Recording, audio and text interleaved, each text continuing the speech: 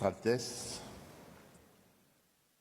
Monsieur le Président de séance, Excellences, Mesdames et Messieurs les chefs d'État et de gouvernement, Monsieur le Secrétaire général des Nations Unies, Mesdames et Messieurs les ministres, distingués délégués, Mesdames et Messieurs, je suis honoré de prendre la parole au nom du peuple de la République démocratique du Congo à l'occasion de cette rencontre historique. Nous sommes réunis ici à Doha pour parler de ce qui, au fond, nous concerne tous sans distinction de continent, de richesse ou de puissance, la dignité humaine. 30 ans se sont écoulés depuis le sommet mondial pour le développement social tenu à Copenhague en 1995. À l'époque, les dirigeants du monde se sont engagés autour de 3 principes qui demeurent aujourd'hui encore indiscutables. Éradiquer la pauvreté, promouvoir le plein emploi et renforcer l'inclusion sociale. Ils avaient affirmé avec force que le progrès économique et technologique n'a de sens que s'il améliore la vie des gens et élève la condition humaine. 30 ans plus tard, nous avons le devoir moral d'admettre une vérité difficile: le monde n'a pas tenu toutes ses promesses. Car si l'humanité n'a jamais été aussi interconnectée, les fractures qui traversent notre société n'ont jamais été aussi profondes. Nous voyons aujourd'hui coexister, parfois dans le même pays, parfois dans la même ville, une minorité qui a accès à tout et des millions d'êtres humains qui n'ont accès à presque rien, ni à l'éducation, ni aux soins, ni à la protection sociale, ni même à la sécurité la plus élémentaire. Ce paradoxe prive le développement de sa vocation première, être un facteur de cohésion, un vecteur de justice sociale, un instrument de paix sociale. Pour la République démocratique du Congo, cette question n'est pas théorique. Depuis 3 décennies, mon pays fait face à des cycles répétés d'agressions armées, à des déplacements massifs de population, à des millions de morts et à des millions de déplacés internes. Pourtant, malgré la souffrance et malgré les pertes, notre peuple a choisi la résilience. Nous revenons aujourd'hui à la table du dialogue mondial pour contribuer, aux côtés des autres nations, à la réinvention d'une nouvelle alliance internationale fondée sur l'équité, la solidarité et la responsabilité partagée. Mesdames et Messieurs, dans ce contexte de tensions géopolitiques, de crise sociale, d'instabilité économique, de bouleversement climatique et de transition technologique rapide, nous n'avons plus le luxe d'un développement abstrait. Le développement social doit redevenir le cœur battant du développement tout court. C'est le choix que la République démocratique du Congo a fait.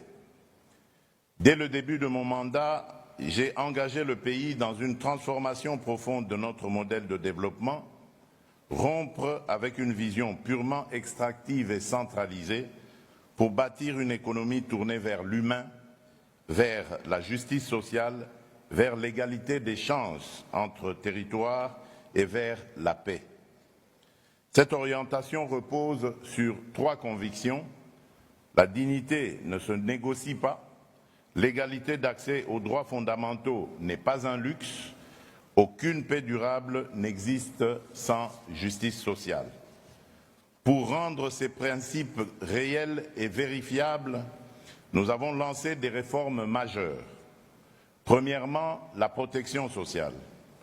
La République démocratique du Congo a entrepris une réforme ambitieuse fondée sur la couverture santé universelle. Depuis 2023, les soins sont gratuits pour les femmes enceintes, les mères et les nouveau-nés. Cela signifie que donner la vie ne doit plus être un risque financier ni une condamnation à la précarité. C'est une avancée historique vers l'accès équitable aux soins pour les plus vulnérables. Deuxièmement, l'éducation. Nous avons rendu l'enseignement primaire gratuit depuis 2020. Plus de 5 millions d'enfants ont pu aller à l'école ou y retourner. 5 millions d'enfants. Ce sont 5 millions d'histoires individuelles qui ne basculeront pas dans l'analphabétisme et l'exclusion. Pour consolider cette réforme et lutter contre l'inégalité des chances, nous déployons un programme national d'alimentation scolaire afin qu'aucun enfant n'abandonne l'école parce qu'il a faim. Troisièmement, la cohésion territoriale. Notre pays est vaste. Pendant trop longtemps, cette immensité a été le prétexte à l'inégalité. Nous avons décidé d'y répondre par un engagement concret, le programme de développement local des 145 territoires qui composent la République démocratique du Congo.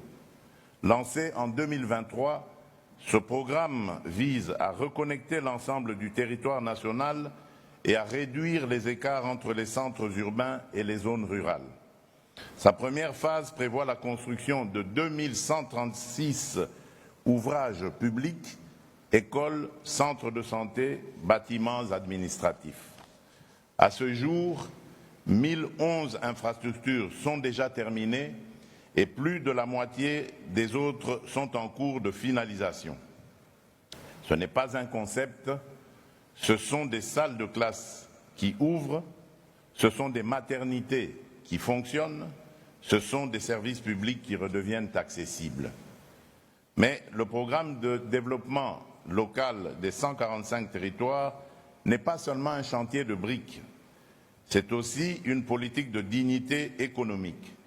Nous accompagnons les petits producteurs ruraux, nous structurons les filières agricoles locales, nous stimulons les économies de proximité et nous créons des emplois décents. Car une mère qui peut vivre de son travail sans devoir quitter sa terre, c'est déjà une victoire sociale. Mesdames et messieurs, à ces chantiers sociaux s'ajoute aujourd'hui une nouvelle dimension incontournable, la dimension climatique. Le changement climatique n'est pas pour nous un débat académique. Il est une réalité vécue. Inondations meurtrières, érosions qui engloutissent des quartiers entiers, sécheresses qui détruisent les récoltes et plongent des familles entières dans l'insécurité alimentaire. Dans ce contexte, le bassin du Congo est à la fois un rempart écologique pour l'humanité et un levier stratégique de développement pour notre pays.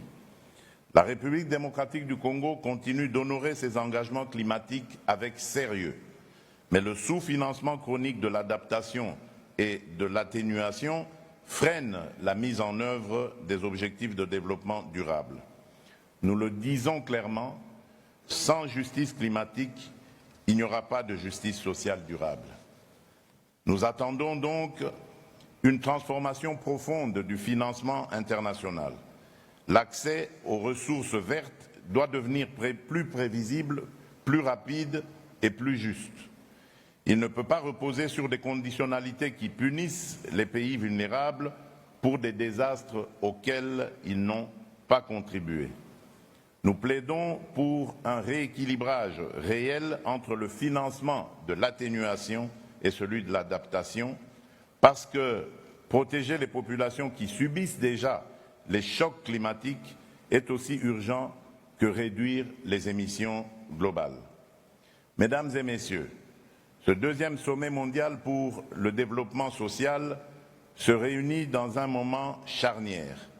Nous faisons face à des transitions simultanées, démographiques, environnementales, numériques et économiques. Si nous échouons à les gouverner de manière juste, elles deviendront des facteurs d'exclusion supplémentaires. Si nous les maîtrisons collectivement, elles peuvent devenir des accélérateurs d'équité. Le développement social ne sera crédible que s'il est vécu dans tous les territoires, y compris les plus reculées, y compris les zones meurtries par la guerre. Ce que nous construisons avec le programme de développement local des 145 territoires est une méthode que nous offrons au débat international.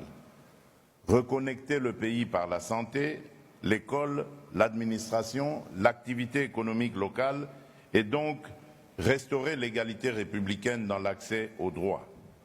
Ainsi, nous avons besoin d'une solidarité qui ne soit plus verticale, donateur d'un côté, assisté de l'autre, mais d'une solidarité fondée sur la reconnaissance mutuelle des responsabilités et du droit à la dignité souveraine de l'État, de chaque État.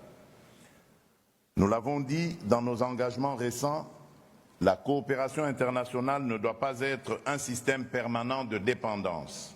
Elle doit être un pacte d'égal à égal où chacun rend des comptes à l'autre.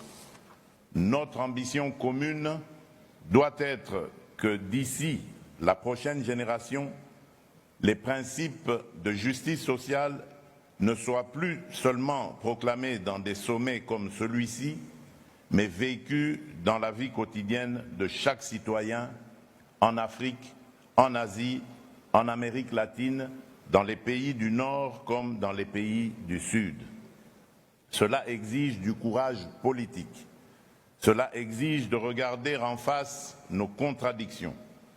Cela exige de mettre fin à l'idée que certains peuples seraient condamnés à l'instabilité, à la pauvreté ou à la guerre. La République démocratique du Congo croit en un avenir où la justice sociale cessera d'être une promesse et deviendra un droit collectif et effectif. Elle y travaille chez elle, chaque jour, malgré les épreuves. Elle est prête à y travailler avec vous, à vos côtés, dans un esprit de responsabilité et de respect mutuel. Vive la solidarité mondiale, vive le développement social. Je vous remercie.